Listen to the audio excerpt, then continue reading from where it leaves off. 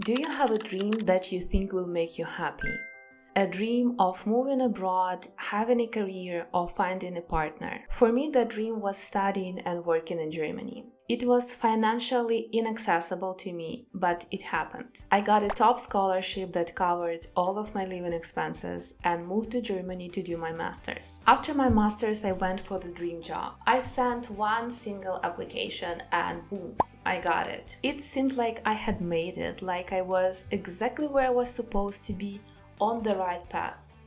But was I really on the right path? As all those wonderful things happened to me, I did not feel successful. Instead, I felt stuck and empty. I was constantly questioning myself. Am I worthy to have this scholarship? Am I good enough to have this much money invested in me? I was comparing myself to other people my age and to their successes. So no wonder that deep inside I actually wanted something else. I had a childhood dream that I dismissed as impractical. It just felt silly and I felt too old for it. It was belly dancing. I came to Germany with a top scholarship and I got a serious job later on. So I thought it was kind of expected of me to do some serious stuff with my life. What would people think of me if they saw me in a belly dancing costume? And how could I, with my academic and professional background, embrace something that will most likely make me look silly? Because of course, if you try to learn dancing without any previous training, you will most likely suck at it and feel and look silly for a substantial amount of time. The dream of being a dancer has been around since I was a child, but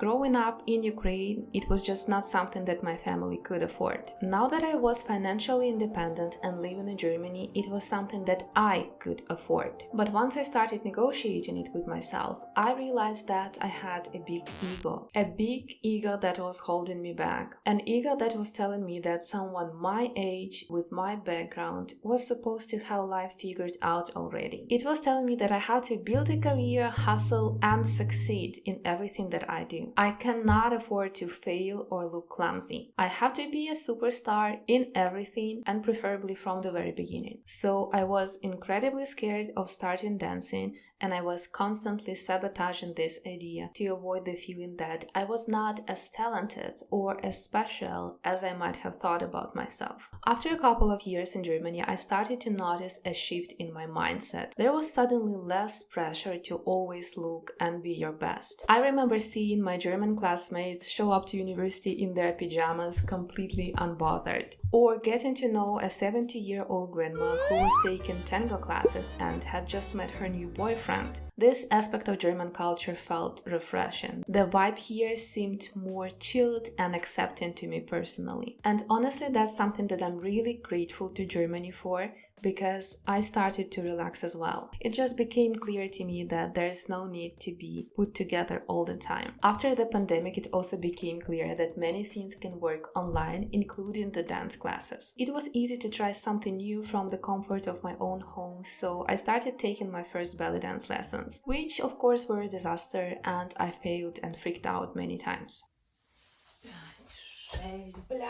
So I never gave myself permission to perform because my big ego was still there. I cannot even describe the level of inner conflict that I was experiencing back then. On one hand, I knew that I really wanted to perform. I knew it would push me forward in my development. On the other hand, I felt like the most awkward person on the planet. Like I didn't even know how to do my makeup or where to get a dancing costume. The fear of taking part in a performance or a competition and having people younger than me do better than me was something that my ego could not handle. Until one night when I found a random comment on Facebook that was my wake-up call. It was from an older lady and she posted a comment under a dancing video. She said, "It had always been my dream to dance, but I never started. I dreamed of dancing tango. Now the time has passed. I am 81 years old." This hit me really hard. I realized it is much better to try and fail and look silly than to be old and regret not doing things that I always knew I wanted to do. Of course, that lady might have had a completely different life situation. But for me, the lesson of that story was that I really needed to get rid of my ego and simply follow my heart. You might think that a person with a big ego is a snob or arrogant.